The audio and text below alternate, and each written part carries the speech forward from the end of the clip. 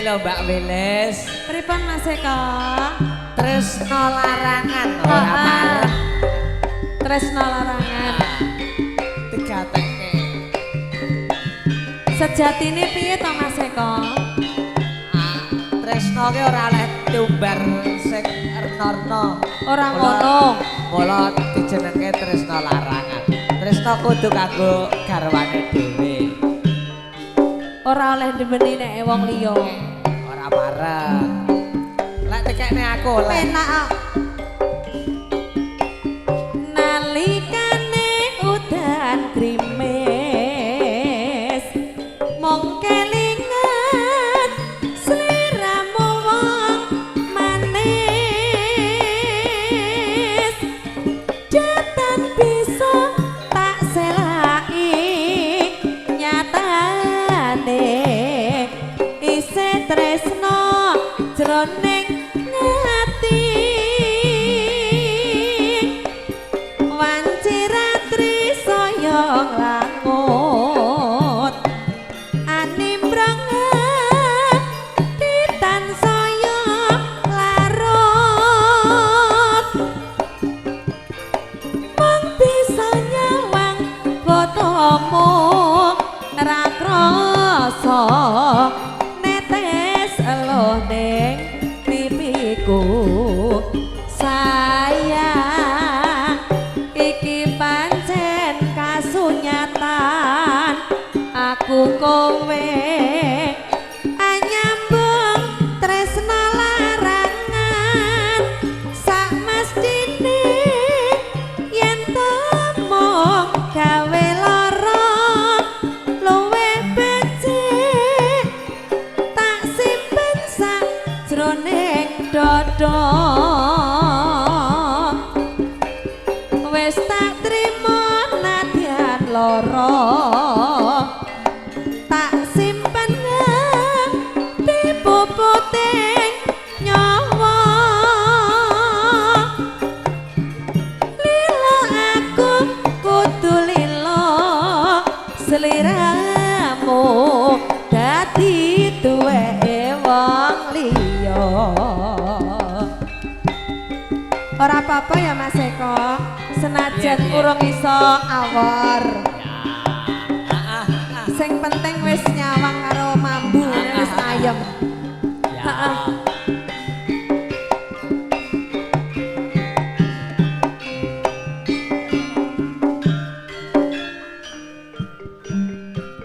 Monggo Pak Mantri tresno larangan. Nalikane udan krimis mong kelingan sliramu wong manis bisa tak selaki nyatane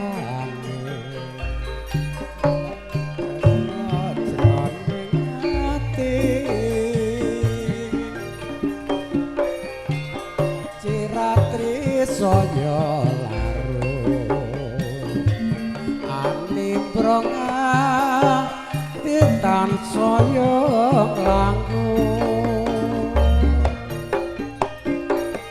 mong bisa nyawang fotomu ra krasa netes eluh ning pipiku sayang iki pancen kasunyatan aku kowe anyambung tresno larangan sak mestine yen to amung gawe lara kowe becik tak simpen sak jroning dada tak trimo najan tak gawa teko puputing nyawa lila aku kudu lila sliramu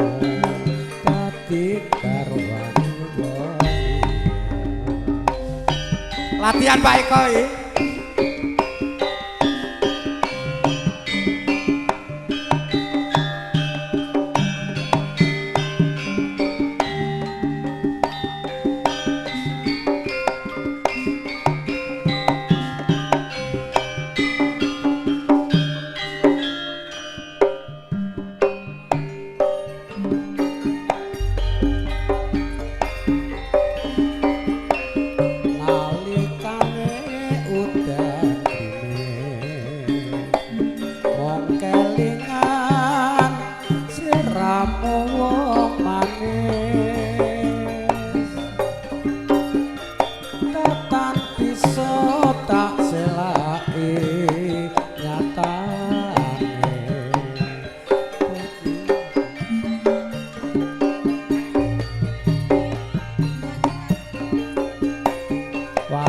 Ratri saya larut animbronga titang saya langung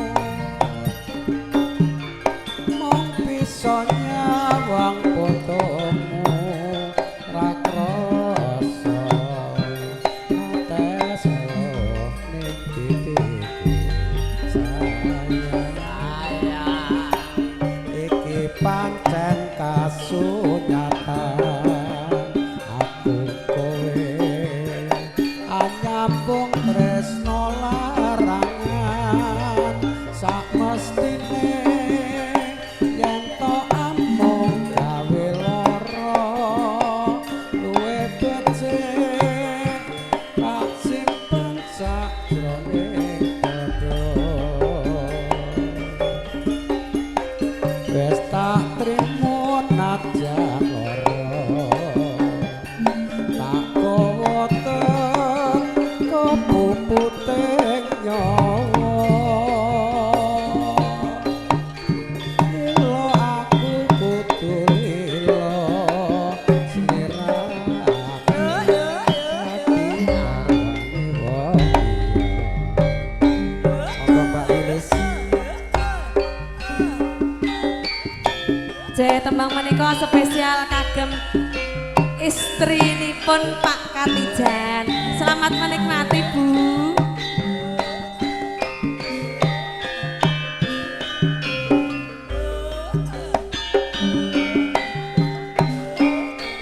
Mak Nar, selamat malam Mak Nar.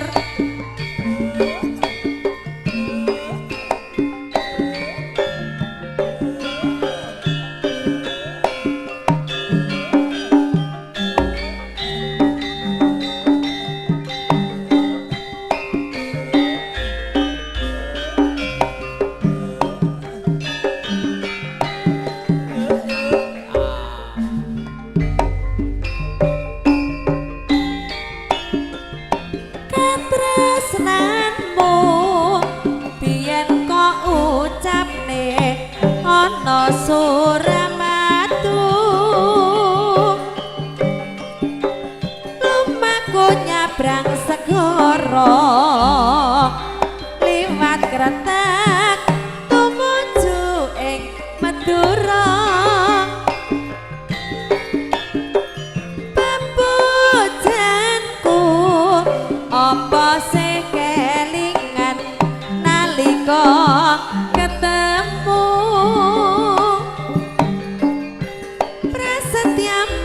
tak ugemi sinak setan ombak waya-wangi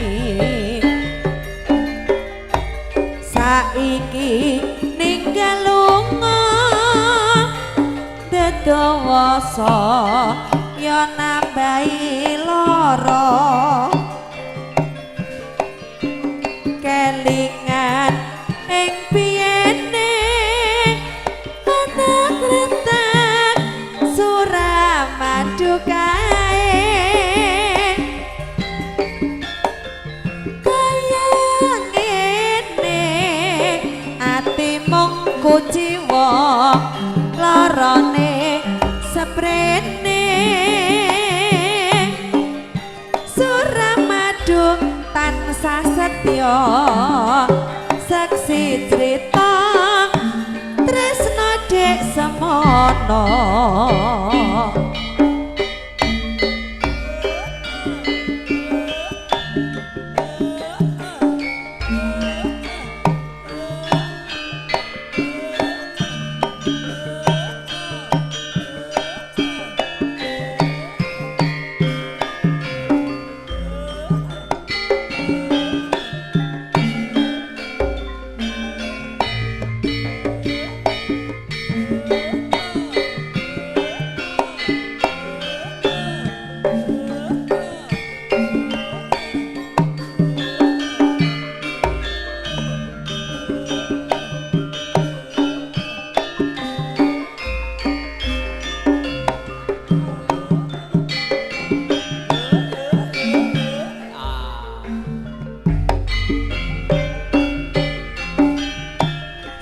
Upama biyen ngerti ora bakal katon tiba mburi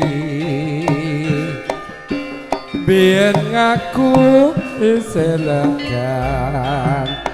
durung nate ngayahi bebrayan pungkasane kaya ngene rasa tresna kadung tak wenehke angel gonku ngilangake sliramu wis ana sing duwe aduh lara kudu sambat karo sapa lara ati kadung tresno diblejani aduh Gusti boten kiat batin iki ditresnani jebule malah nglarayani aku kudu milih apa antarane tresno karo lara iki wis mesti merga rabi duweni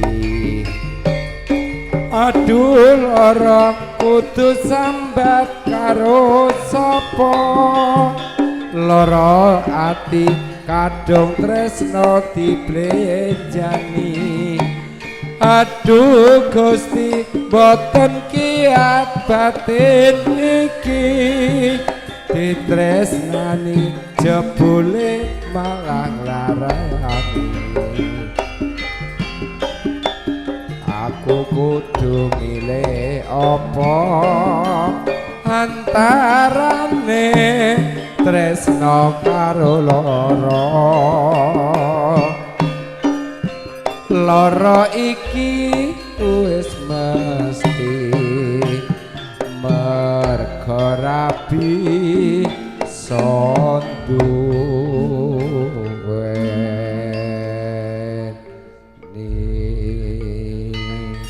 matur sembah nuwun Surya Laras.